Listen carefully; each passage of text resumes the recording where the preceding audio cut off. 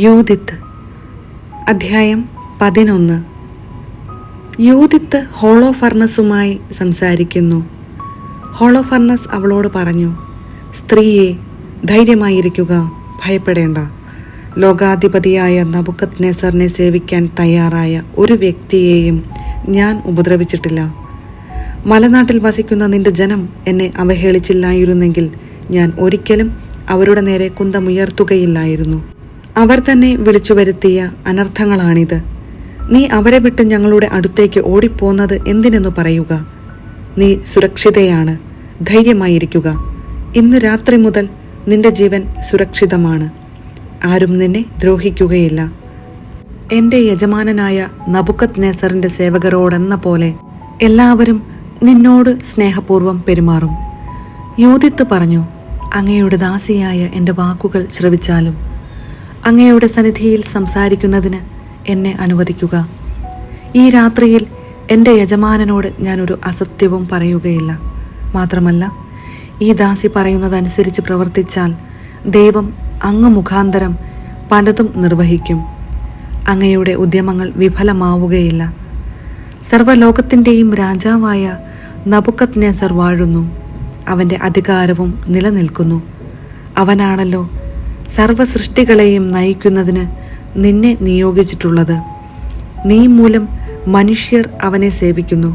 മാത്രമല്ല, വയലിലെ മൃഗങ്ങളും കന്നുകാലികളും ആകാശത്തിലെ പറവകളും ജീവിക്കുന്നത് നബുക്കദ്നേസറിനോടും അവൻ്റെ ഭവനത്തോടും വിധേയത്വം പുലർത്തുന്ന നിന്റെ ശക്തിയാലത്രേ. നിന്റെ ജ്ഞാനത്തെയും സാമർത്ഥ്യത്തെയും കുറിച്ച് ഞങ്ങൾ കേട്ടിരിക്കുന്നു. എല്ലാ വിവരവും അറിയുന്നവനും വലിയ യുദ്ധതന്ത്രജ്ഞനും ആയി ഈ രാജ്യത്ത് ഒരു നല്ല മനുഷ്യനുള്ളത് നീ മാത്രമാണെന്ന വിവരം ലോകം മുഴുവൻ അറിഞ്ഞു കഴിഞ്ഞു. നിന്റെ സദസ്സിൽ ആഖിയോർ പറഞ്ഞ കാര്യങ്ങൾ ഞങ്ങൾ അറിഞ്ഞു. ബത്തൂലിയാക്കാർ അവനെ ഉപദ്രവിക്കാഞ്ഞതിനാൽ നിന്നോട് പറഞ്ഞതെല്ലാം അവൻ അവരോടും പറഞ്ഞു. അതിനാൽ എൻ്റെ യജമാനനും നാഥനുമായ നീ അവൻ പറഞ്ഞത് അവഗണിക്കുകയോ വിസ്മരിക്കുകയോ അരുത്. അത് സത്യമാണ്. തങ്ങളുടെ ദൈവത്തിനെതിരായി പാപം ചെയ്താലല്ലാതെ ഞങ്ങളുടെ ജനത്തെ ശിക്ഷിക്കാനോ വാളിനിരയാക്കാനോ ആർക്കും സാധിക്കുകയില്ല. എൻ്റെ യജമാനൻ പരാജയപ്പെടുകയോ അവൻ്റെ ലക്ഷ്യങ്ങൾ വിഫലമാവുകയോ ഇല്ല. കാരണം മരണം അവരുടെ മേൽ വീഴും.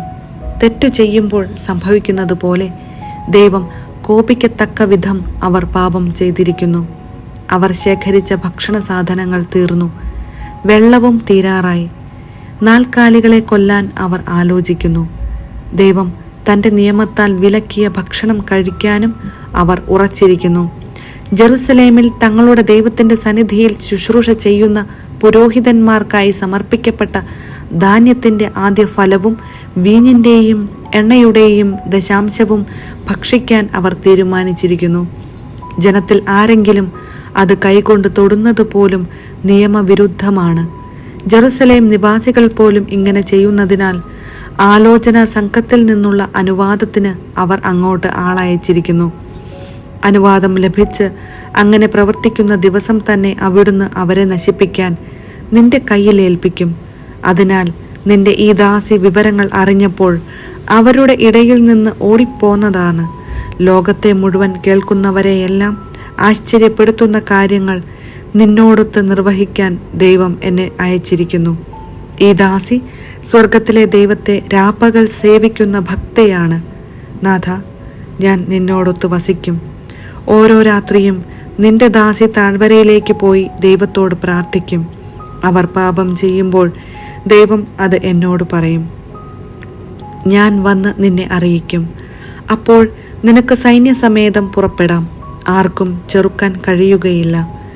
ഞാൻ നിന്നെ യൂദയായുടെ നടുവിലൂടെ ജെറുസലേമിലേക്ക് നയിക്കും. അതിൻ്റെ മധ്യത്തിൽ നിന്റെ സിംഹാസനം ഞാൻ സ്ഥാപിക്കും.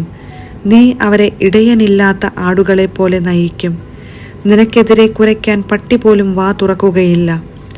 ദീർഘദർശന ശക്തിയാൽ എനിക്ക് ഇതെല്ലാം അറിയാൻ കഴിഞ്ഞു.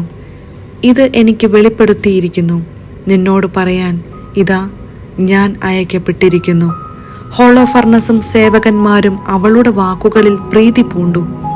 അവളുടെ ജ്ഞാനത്തിൽ ആശ്ചര്യം കൊള്ളുകയും ചെയ്തു. അവർ പറഞ്ഞു, ലോകത്തിൻ്റെ ഒരറ്റം മുതൽ മറ്റേ അറ്റം വരെ അന്വേഷിച്ചാലും സൗന്ദര്യത്തിലും ജ്ഞാനത്തോടെ സംസാരിക്കാനുള്ള ചാതുര്യത്തിലും ഇതുപോലെ ശ്രേഷ്ഠയായ ഒരുവളെ കണ്ടെത്തുകയില്ല. ഹോളോഫർണസ് അവളോട് പറഞ്ഞു, ഞങ്ങളുടെ കരങ്ങൾക്ക് ശക്തി നൽകാനും എൻ്റെ യജമാനനെ അവഹേളിക്കുന്നവർക്ക് നാശം വരുത്താനും നിന്നെ നിന്റെ ജനത്തിൽ നിന്ന് ഞങ്ങളുടെ അടുത്തേക്ക് അയച്ച ദൈവത്തിൻ്റെ പ്രവൃത്തി ഉത്തമം തന്നെ. നീ കാഴ്ചയിൽ സുന്ദരിയാണെന്ന് മാത്രമല്ല, ഭാഷണ ചാതുര്യം ഉള്ളവളുമാണ്. നീ പറഞ്ഞതുപോലെ പ്രവർത്തിക്കുന്ന പക്ഷം നിന്റെ ദൈവം എൻ്റെ ദൈവം ആയിരിക്കും. നീ നബുക്കദ്നേസറിന്റെ കൊട്ടാരത്തിൽ വസിക്കുകയും ലോകപ്രശസ്തയാവുകയും ചെയ്യും. യൂദിത്ത് അധ്യായം 12. ശത്രുപാളയത്തിൽ വസിക്കുന്നു. വെള്ളിപ്പാത്രങ്ങൾ വച്ചിരിക്കുന്ന മുറിയിലേക്ക് അവളെ നയിക്കാൻ അവൾ അവരോട് ആജ്ഞാപിച്ചു. തൻ്റെ ഭക്ഷണ വിഭവങ്ങളിൽ ചിലതുകൊണ്ട് അവൾക്ക് വിരുന്നൊരുക്കാനും തൻ്റെ വീഞ്ഞു പകർന്നു കൊടുക്കാനും അവൻ കൽപ്പിച്ചു. അപ്പോൾ യൂദിത്ത് പറഞ്ഞു, എനിക്കത് ഭക്ഷിച്ചുകൂടാ, അത് നിയമവിരുദ്ധമാണ്. എനിക്ക് ഞാൻ കൊണ്ടുവന്നിട്ടുള്ള സാധനങ്ങൾ ഉണ്ട്. ഹോളോഫർണസ് പ്രതിവചിച്ചു, നിന്റെ പക്കലുള്ളത് തീരുമ്പോൾ ഞങ്ങൾ അത് എവിടെ നിന്ന് കൊണ്ടുവരും? നിന്റെ ജനത്തിലാരും ഇവിടെ ഇല്ലല്ലോ. യൂദിത്ത് പറഞ്ഞു, നാഥ, നിന്റെ ജീവനാണേ, കർത്താവ് എൻ്റെ കരത്താൽ നിർവഹിക്കാൻ ഉറച്ചതു ചെയ്യും വരെ നിന്റെ ദാസിയുടെ കൈവശമുള്ള സാധനങ്ങൾ തീരുകയില്ല. അനന്തരം ഹോളോഫർണസിന്റെ ഭൃത്യന്മാർ അവളെ കൂടാരത്തിനുള്ളിലേക്ക് കൊണ്ടുപോയി. അർദ്ധരാത്രി വരെ അവൾ ഉറങ്ങി. പ്രഭാതത്തിനു മുൻപ് അവൾ ഉണർന്നു. ഹോളോഫർണസിന്റെ അടുത്തേക്ക് ആളെ അയച്ച് അവൾ അപേക്ഷിച്ചു, നിന്റെ ദാസി പുറത്തുപോയി പ്രാർത്ഥിക്കുന്നതിന് കൽപ്പിച്ചനുവദിക്കണം. അവളെ തടയരുത് എന്ന് ഹോളോഫർണസ് കാവൽ ഭടന്മാർക്ക് കൽപ്പന നൽകി. അവൾ 3 ദിവസം പാളയത്തിൽ പാർക്കുകയും രാത്രി തോറും ബത്തൂലിയ താഴ്വരയിൽ പോയി പാളയത്തിലെ അരുവിയിൽ കുളിക്കുകയും ചെയ്തു. അരുവിയിൽ നിന്ന് പുറത്തു വരുമ്പോൾ അവൾ സ്വജനങ്ങളെ ഉദ്ധരിക്കുന്നതിന് മാർഗം കാണിച്ചു തരണമേ എന്ന് ഇസ്രായേലിൻ്റെ ദൈവമായ കർത്താവിനോട് പ്രാർത്ഥിച്ചു പോന്നു. അങ്ങനെ സംശുദ്ധയായി അവൾ കൂടാരത്തിലേക്ക് മടങ്ങുകയും അത്താഴം കഴിയുന്നത് വരെ അവിടെ തങ്ങുകയും ചെയ്തു. ഹോളോഫർണസിന്റെ വിരുന്ന്.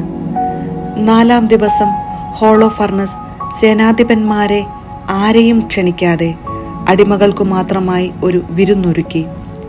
തൻ്റെ സ്വകാര്യ പരിചാരകനായ ഷണ്ടൻ ബഗോവാസിനോട് അവൻ പറഞ്ഞു, നീ പോയി നിന്റെ സംരക്ഷണയിലിരിക്കുന്ന ആ ഹെബ്രായ സ്ത്രീയെ ഞങ്ങളോടൊത്ത് ഭക്ഷിക്കാനും പാനം ചെയ്യാനും പ്രേരിപ്പിക്കുക.